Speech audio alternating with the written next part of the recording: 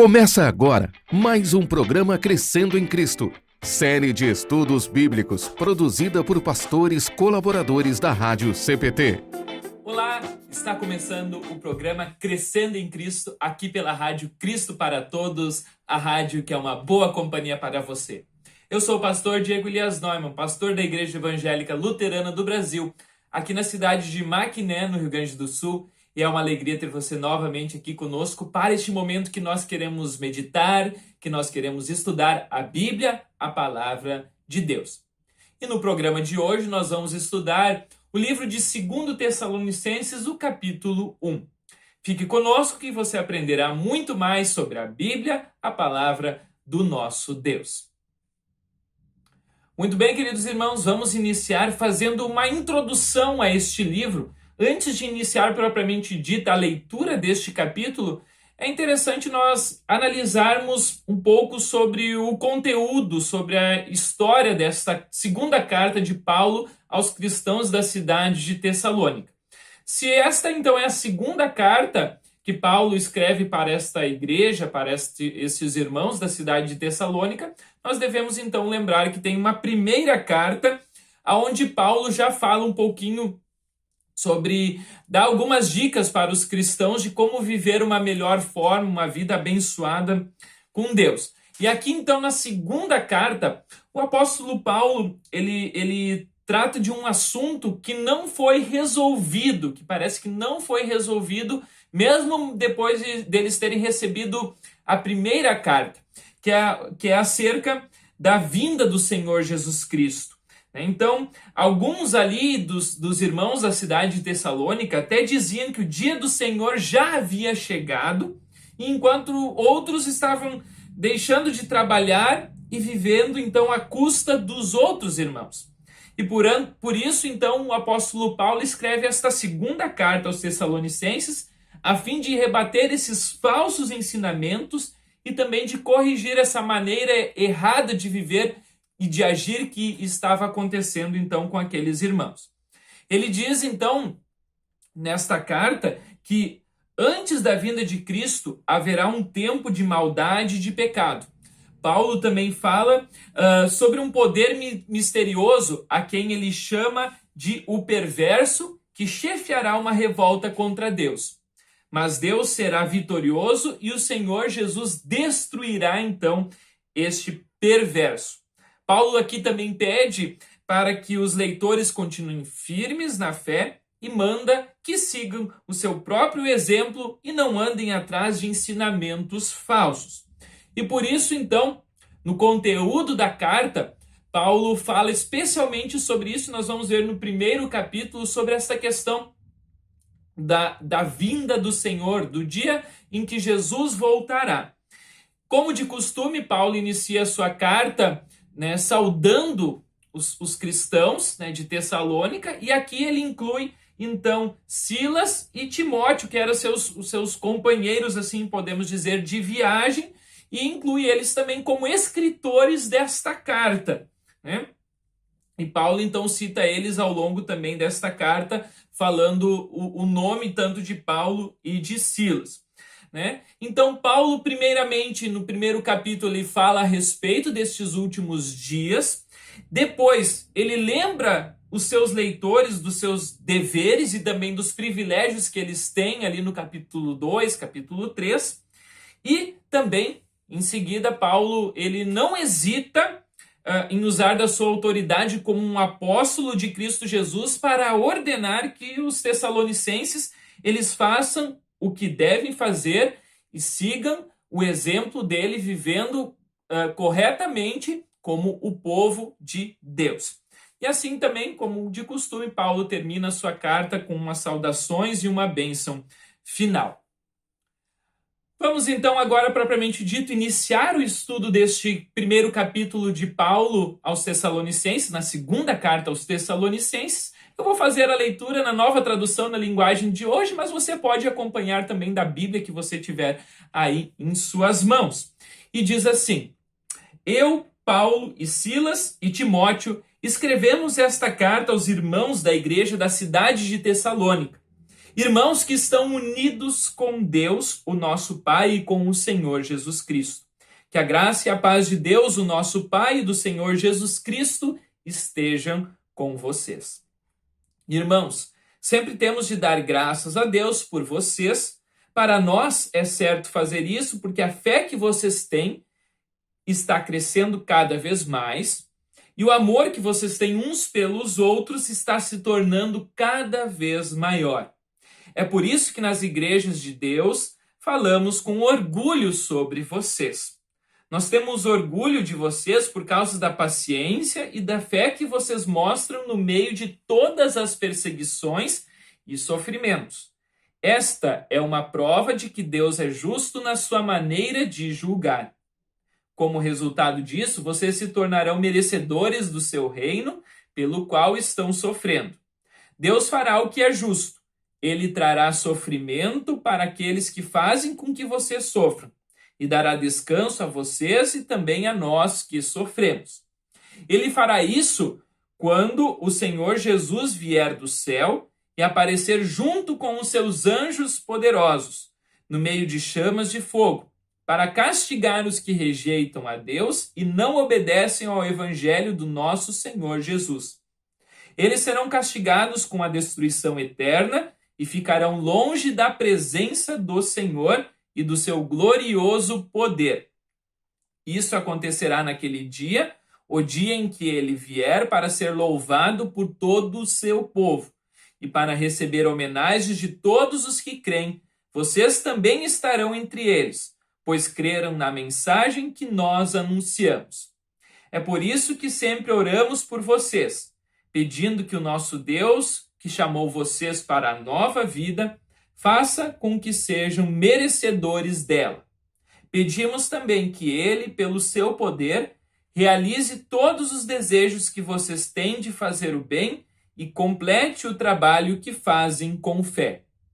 Assim, Jesus, o nosso Senhor, será louvado por causa do comportamento de vocês, e vocês serão elogiados por ele, por meio da graça do nosso Deus e do Senhor Jesus Cristo.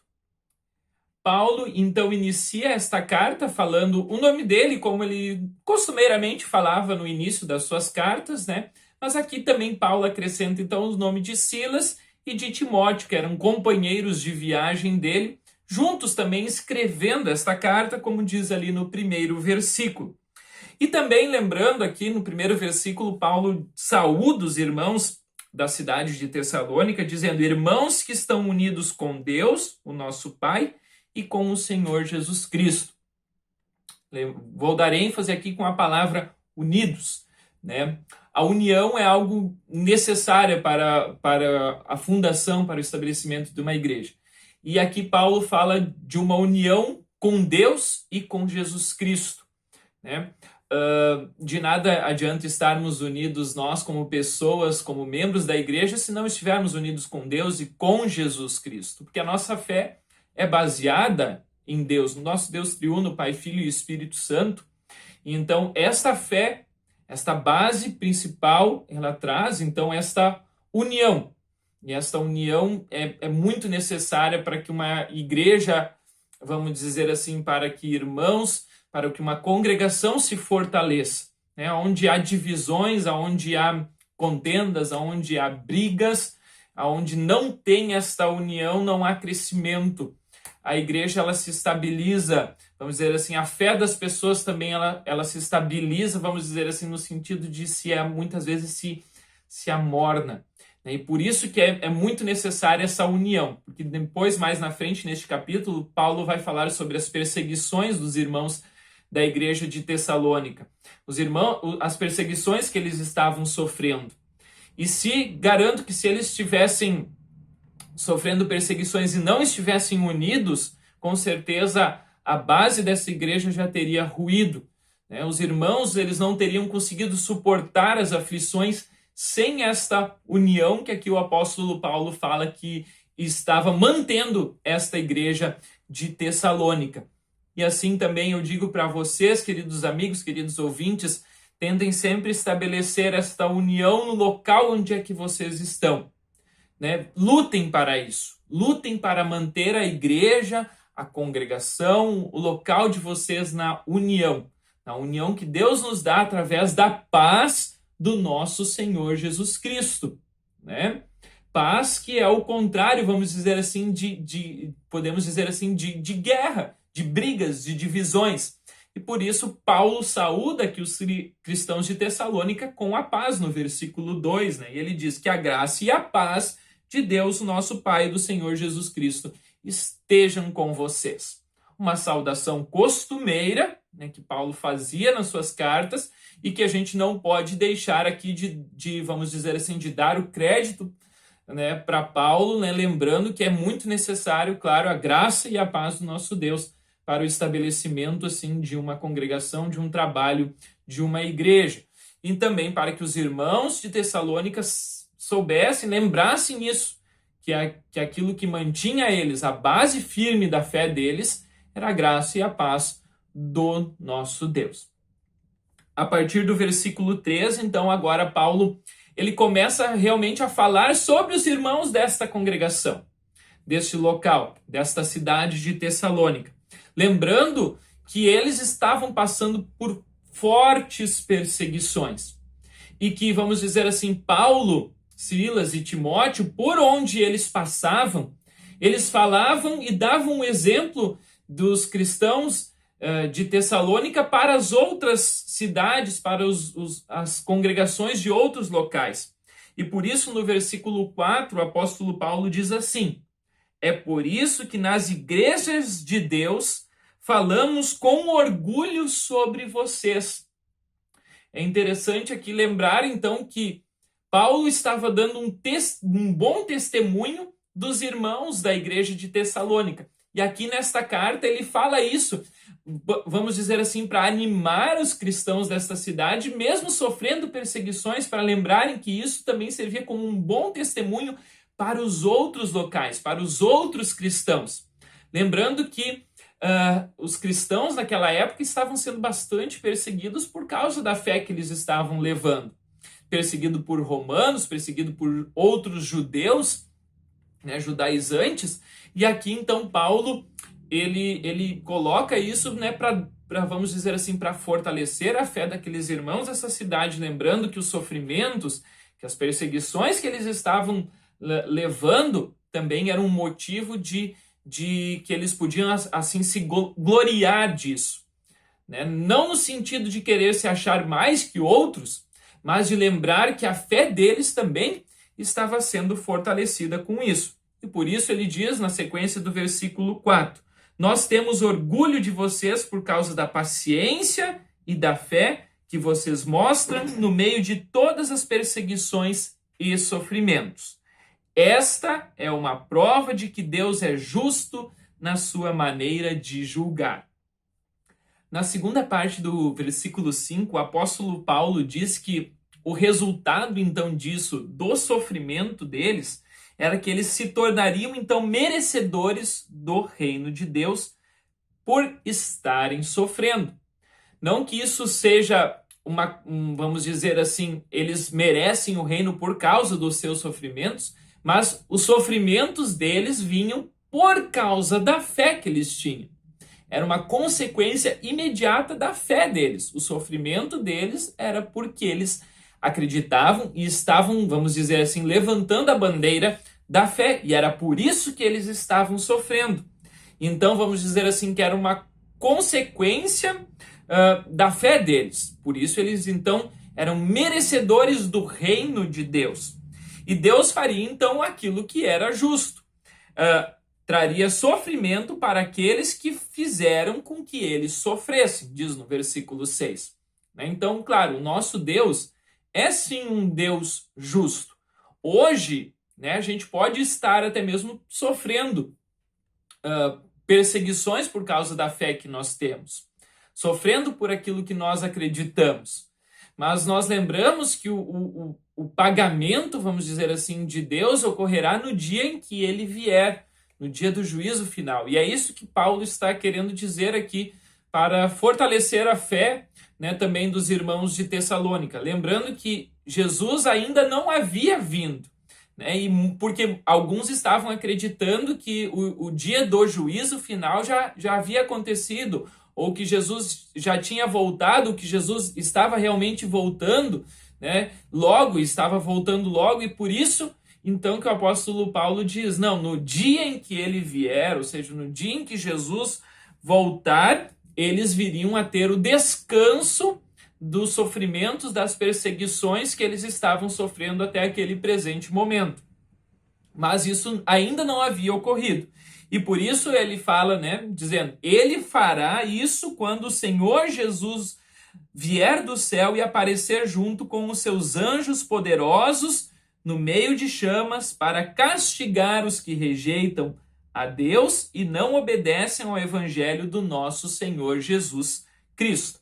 Então, aqui Paulo está querendo deixar então bem claro, né, que Deus, como ele é justo no seu julgamento, ele sim daria recompensa para aqueles que permaneceram com fé, para aqueles que sofreram perseguições e para aqueles então que perseguiram, para aqueles que causaram sofrimento aos cristãos, esses iriam padecer, né, longe de Deus.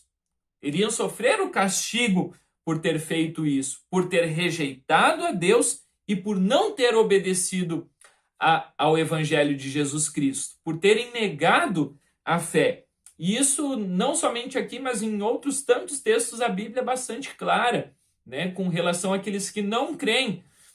Essa separação entre aqueles que creem verdadeiramente, as ovelhas, né, em outros textos, separado dos cabritos, né, dos bodes, ou seja, aqueles que não creem, aqueles que rejeitam a Deus.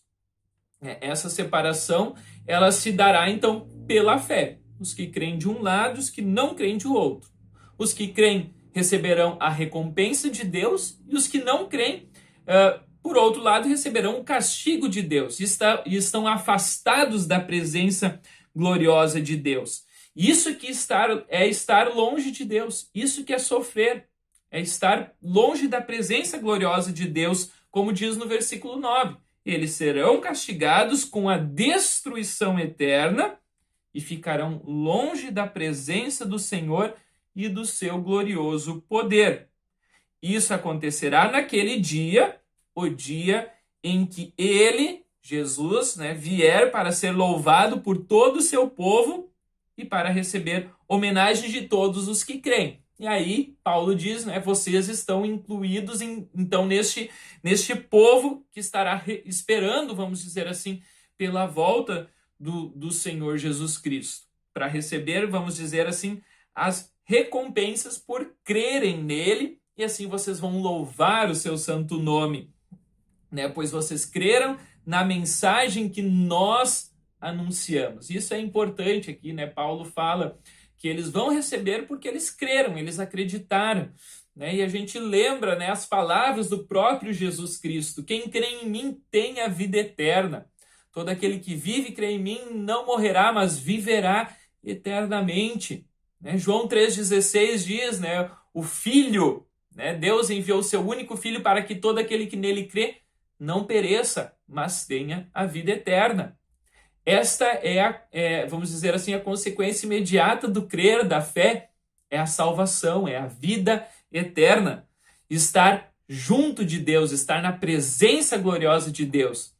E isso vai acontecer, né, depois, quando Jesus vier, né, quando Jesus voltar.